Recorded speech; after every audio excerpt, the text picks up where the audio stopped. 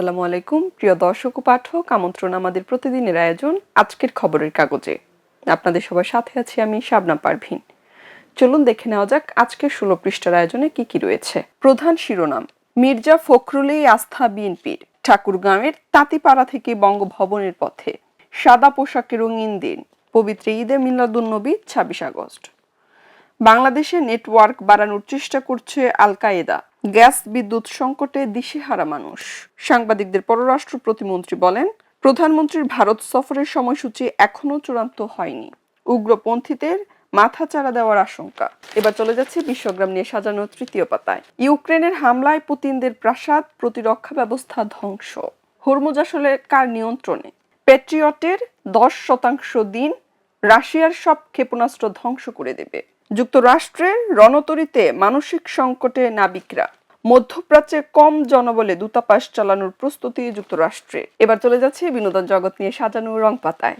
নতুন ধারাবাহিকে মাহি। প্রতারণা মামলায় শর্ত সাপেক্ষে তানজিন তিশার জামিন। হলিউডে মুক্তির দিনেই দেশের হলে দ্য এন্ড অব অক স্ট্রিট।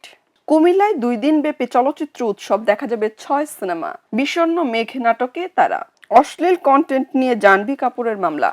এবার চলে যাচ্ছি ক্রীড়াঙ্গন নিয়ে সাজানো খেলার ভুবন পাতায়। ডারউইনে হাসানের ইতিহাস।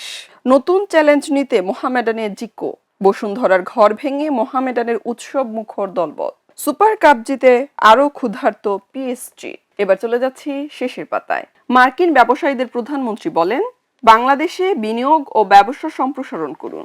সুখবর নেই, বাজারে দাম বাড়ছেই। বিকারুনেসার 3 শিক্ষককে টাকার বিনিময়ে এমপিও দেওয়ার অভিযোগ। অপেক্ষা ছাড়া গতি নেই বলেন জ্বালানি মন্ত্রী।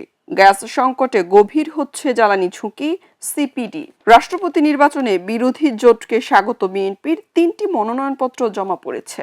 একটি তুচ্ছ গালির কারণে সিলেটে ট্রিপল মার্ডার। হামের উপসর্গে আরো 5 শিশুর মৃত্যু। চলতি বছরে প্রাণহানি 890। ছায়ানটে বর্ষা বন্দনা শ্রাবণের ধারায় সুরের মূর্ছনা। প্রিয় দর্শক ও পাঠক, এই ছিল আমাদের আজকের আয়োজনে। পরবর্তী আয়োজন দেখার আমন্ত্রণ জানিয়ে এখানেই বিদায় নিচ্ছি। খবরের কাগজ, নিখাত, নির্ভীক, নিরপেক্ষ।